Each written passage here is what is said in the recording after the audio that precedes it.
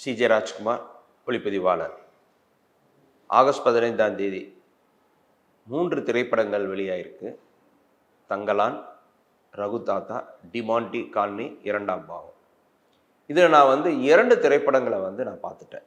ஒன்று தங்கலான், இன்னொன்று ரகுதாத்தா. இது ரெண்டுக்குமே ஒரு சிறு ஒற்றுமை இருக்குது. ஜானர் வேற, ரெண்டுமே பீரியட் ஃபிலிம்ஸ். ரகுதாத்தாவும் ஒரு பீரியட் ஃபிலிம் தான், தங்கலானும் ஒரு பீரியட் ஃபிலிம் தான். ஆனால் பீரியட்னா அதனுடைய பீரியட் வேற, இதனுடைய பீரியட் வேற. இரண்டுமே ஒளிப்பதிவில் ஒரு முக்கியமான முயற்சிகளாக நான் கருதுகிறேன்.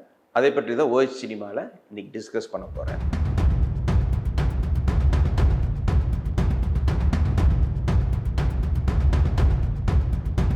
இந்த வீடியோவை உங்களுக்கு வழங்குபவர்கள் Paces Pay, secure digital payments with multiple features and great success rate. Thangalaan. தங்கலானுடைய ஒளிப்பதிவாளர் கிஷோர் குமார். கிஷோர் குமார் ஏற்கனவே பாரஞ்சித் அவர்களுடைய நட்சத்திரம் நகர்கிறது அப்படின்ற திரைப்படத்தில் பணியாற்றியிருந்தார் ஒளிப்பதிவாளராக. அவர் இதற்கு முன்னாடி ஜி முரளி அவர்களோட உதவியாளராக பணியாற்றி ஏற்கனவே பாரஞ்சித்துடைய அறிமுகம் அவருக்கு ஏற்கனவே கிடைச்சிருக்கு. இந்த படம் தங்கலான் ஒரு ஆச்சரியமான விஷயம் என்னன்னா, இந்த மாதிரியான ஒரு கிராண்ட் கேன்வாஸ், ஒரு பெரிய ஒரு படம், ஒரு நல்ல ஸ்டார் காஸ்டர் இருக்குது இந்த படத்தில். விக்ரம், பசுபதி, மாளவிகா மோகனன், இந்த மாதிரி ஒரு பார்வதி, இவங்கெல்லாம் ஒரு ஹியூஜ் ஸ்டார் காஸ்ட்னு நம்ம சொல்லலாம். அதே மாதிரி படமும் பார்த்திங்கன்னா ஒரு வைடான கேன்வாஸில் படமாக்கப்பட்டிருக்கு. பொதுவாக இந்த மாதிரியான திரைப்படங்களுக்கு ஒரு எக்ஸ்பீரியன்ஸ் குறைவான ஒரு ஒளிப்பதிவாளரை பயன்படுத்த மாட்டாங்க. பாரஞ்சித் அவர்கள் கிஷோர் குமார் மேலே அதீத நம்பிக்கை வைத்து இந்த வாய்ப்பை வழங்கி இருக்கிறார். அதற்கு கிஷோர் குமார் அவர் என்ன காரணம் சொல்கிறாரு அப்படின்னா, நட்சத்திரம் நகர்கிறது சினிமோட்டோகிராஃபிக்கு பெரிய ஸ்கோப் இல்லை, ஆனால் அந்த படத்தில் பணியாற்றும் போது ஒரு திரைக்கதையாக பார்க்கும்போது அதில் பெரிய ஸ்கோப் இல்லை, ஆனால் அதுக்குள்ளே நான் நிறைய வேரியேஷன்ஸ் நான் முயற்சித்தேன். இந்த கதைக்குள்ளேயே இவ்வளோ வேரியேஷன்ஸ் அவர் ட்ரை பண்ணுறாரு அப்படின்னு சொல்லி ரஞ்சித் அவர்களுக்கு ஒரு இம்ப்ரெஷன் உருவாகி, இவருக்கு ஒரு நல்ல ஒரு பின்புலம் உள்ள ஒரு சவாலான ஒரு சேலஞ்சிங்கான ஒரு ஃபிலிம் கொடுத்தா இன்னும் நல்லா பண்ணுவார் அப்படின்னு சொல்லி தான் அவருக்கு இந்த வாய்ப்பு கிடைச்சிருக்கு. இந்த வாய்ப்பை அவர் சரியாக பயன்படுத்தி இருக்கிறாருன்னே நான் சொல்ல முடியும். ஏன்னா தங்கலானில் ஒரு பெரிய மைனஸ் அப்படின்னு நான் கருதுறது விஎஃப்எக்ஸ் தான். விஎஃப்எக்ஸ் இந்த படத்தில் அவ்வளவு சிறப்பாக அமையல. பொதுவாக விஎஃப்எக்ஸ் சரியாக அமையலைன்னா அதனுடைய ஒளிப்பதிவு ஈடுபடாது. ஆனால் சுமாரான விஎஃப்எக்ஸ் இருந்தும் தங்கலானில் மிக சிறப்பான ஒரு ஒளிப்பதிவை அவரால் கொடுக்க முடிந்திருக்கிறது என்றால் அவரோட திறமைக்கு இதுவே ஒரு முதல் சாட்சியாக நான் சொல்லுவேன். அதற்கு அவர் காரணம் என்ன அப்படின்னா, அவர் தேர்ந்தெடுத்த விதம், தட் இஸ் லென்சிங்.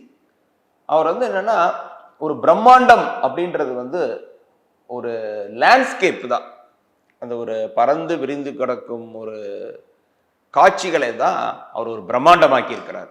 இதில் செட்டு பிரம்மாண்டம் அப்படின்றத விட லொகேஷன் பிரம்மாண்டத்தை அவர் ரொம்ப கான்சென்ட்ரேட் பண்ணியிருக்கிறாரு. லென்சிங்லேயும் அதே மாதிரி ஒயிட் லென்ஸ் யூஸ் பண்ணி நிறைய சேஞ்ச் ஓவர்ஸ் இல்லாமல் லென்ஸில் அவர் என்ன பண்ணியிருக்கிறாருன்னா, காட்சிகளுடைய பின்புலத்தை நல்ல ஃப்ரேமுக்குள்ளே கொண்டு வந்திருக்கிறாரு. இது இந்த படத்துக்கு ரொம்பவே நல்லா ஒர்க் அவுட் ஆயிருக்குன்னு நான் சொல்லலாம். சில அபாரமான ஒரு யுக்திகளை அவர் கையாண்டிருக்கிறாரு. மெயினாக என்னென்னா, ஒரு ஷாட் ஒரு சீன் ஒரு master shot, mid shot, suggestion, close up அப்படின்ற அந்த ஃபார்முலாலிருந்து உடைச்சு இது வேறு விதமாக, தட் இஸ் உங்களுக்கு ஒரு சீனுக்குள்ளேயே ட்ரெடிஷ்னலான மெத்தடில் ஒரு லென்சிங்கில் போகாமல் ஒரே லென்ஸை வச்சே ஒரு சீனுக்குள்ள அதிகமான காட்சிகளை படமாக்கி இருக்கிற விதம் வந்து நல்லாவே ஒர்க் அவுட் ஆகிருக்கு. அது வந்து ஒரு நல்ல அனுபவத்தை வந்து இந்த படத்துக்கு கொடுத்துருக்கு. டோன்லேயும் வந்து பார்த்தீங்கன்னா அவர் வந்து கலர்ஸை வந்து அவர் வந்து ஒரு அந்த பேக்ரவுண்டோடைய கலர்ஸை வந்து ஒரு ப்ளூ க்ரீன் மிஸ் பண்ணாமல் உங்களுக்கு வந்து ஒரு ரஸ்டிக் டோன் வந்து கொண்டு வந்திருக்கிறாரு. மெயினாக அது வந்து பாராட்டியே ஆகணும். இப்போ மற்றவங்களாம் என்ன பண்ணுவாங்கன்னா அந்த ப்ளூ க்ரீன் சப்ரஸ் பண்ண பார்ப்பாங்க. இதில் அந்த மாதிரி அவர் செய்யாமல் அந்த ரஸ்டிக்கான ஒரு டோனும் வந்து என்ன அது வந்து லொக்கேஷனில் கொண்டு வந்திருக்கிறாரு. தட் இஸ் அது வந்து ரொம்ப பாராட்டணும்.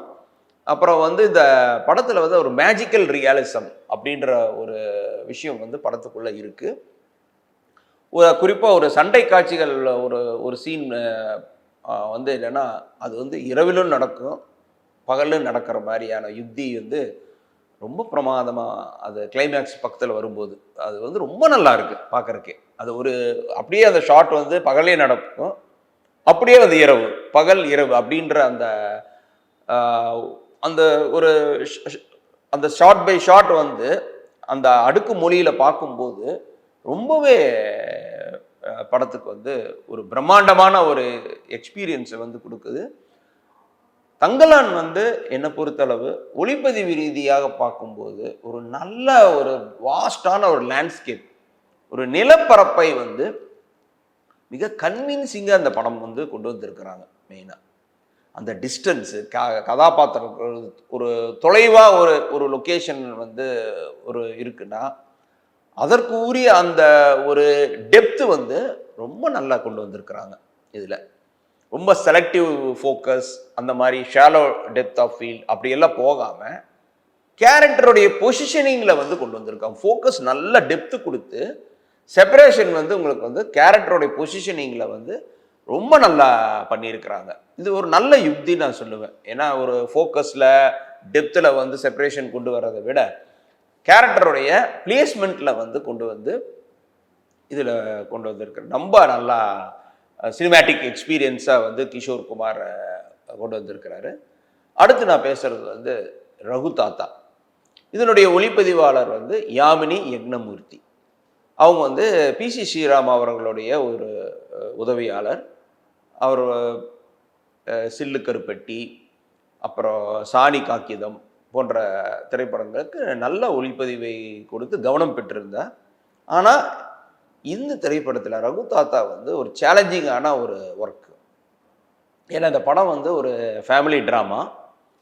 அந்த ஃபேமிலி ட்ராமாவில் வந்து ஒரு மைல்டான ஒரு ஹியூமர் உள்ள ஒரு ஃபேமிலி ட்ராமா தான்.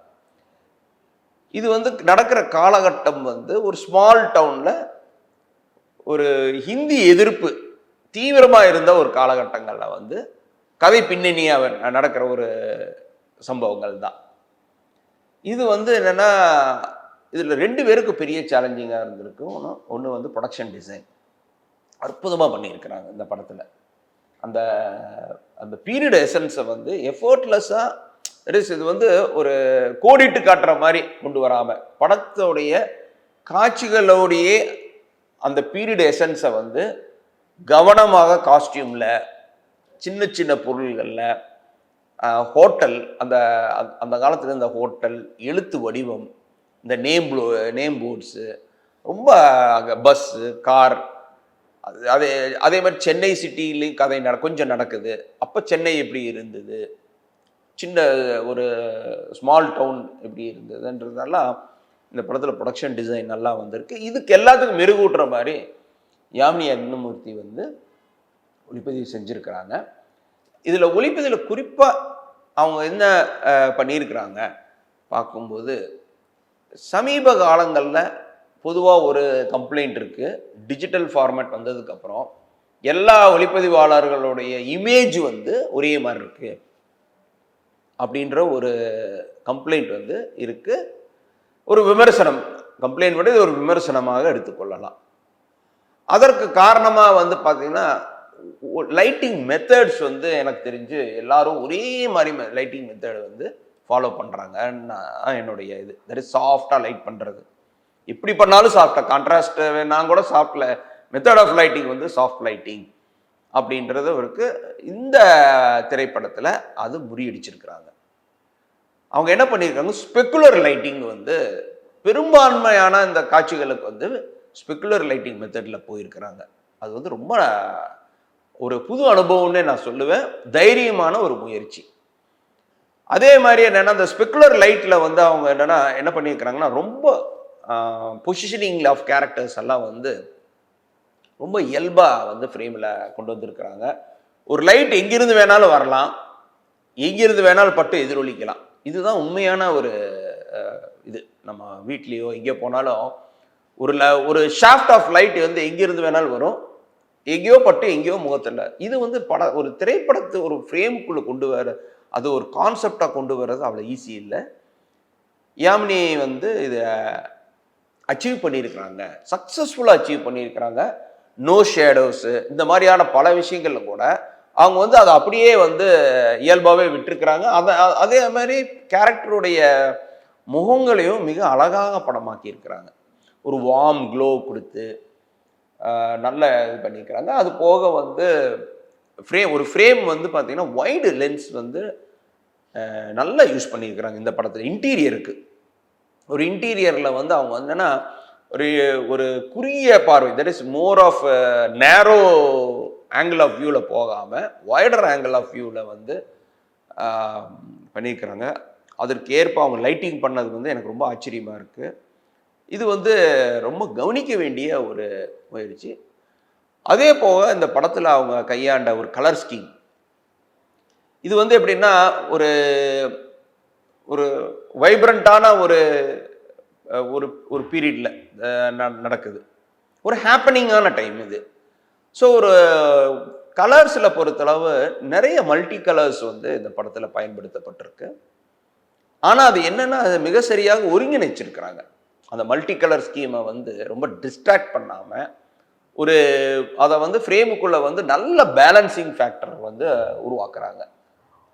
கலர்ஸை வந்து நல்லா தட் இஸ் ஒரு மல்டி கலர்ஸை பயன்படுத்தி ஒரு கலர் பேலன்ஸை வந்து அவங்க இதில் அச்சீவ் பண்ணியிருக்கிறாங்க. அவங்களுக்கு கிஷோர் குமாருக்கும் சரி, யாமினி அக்னிமூர்த்தி அவங்களுக்கும் சரி, மிக சிறந்த ஒரு ஒளிப்பதிவை வந்து தமிழ் சினிமாவுக்கு கொடுத்துருக்குறாங்க. இரண்டுமே வந்து வெவ்வேறு காலகட்டங்களில் நடைபெறுது. அது தங்களான் 200 ஆண்டுகளுக்கு முன்னாடியான கதை நிகழ்வு. இது வந்து பார்த்திங்கன்னா 1950s 60s அந்த மாதிரி ஒரு டர்புலண்ட் இரா சொல்லலாம். அந்த மாதிரி ஒரு டைமில் வந்து நடக்கிற ஒரு காமெடி ஃபேமிலி ட்ராமா. இது கதையை பற்றி விவாதிப்பதை விட இந்த இரு கலைஞர்களுடைய தொழில்நுட்ப அப்ரோச் தான் நான் வந்து இந்த அணுகியிருக்கிறேன். 2 திரைப்படங்களும் எனக்கு ஒரு திரைப்படமாக கவர்ந்தது. அதே போல் இந்த 2 திரைப்படங்களுக்கும் ஒளிப்பதிவாளர்களுடைய பங்கு வந்து மிக மிக சிறப்பாக அமைந்துள்ளது அப்படின்றதில் நான் நம்புகிறேன். இந்த 2 திரைப்படங்களும் தியேட்டரில் போய் ஒரு விஷுவலை வந்து பார்க்க வேண்டிய திரைப்படமாக நான் வந்து பரிந்துரை செய்கிறேன். இந்த வீடியோ உங்களுக்கு பிடிச்சிருந்தா லைக் பண்ணுங்க, ஷேர் பண்ணுங்க, கமெண்ட் பண்ணுங்க. மறக்காம OH சினிமா சேனலுக்கு சப்ஸ்கிரைப் பண்ணுங்க.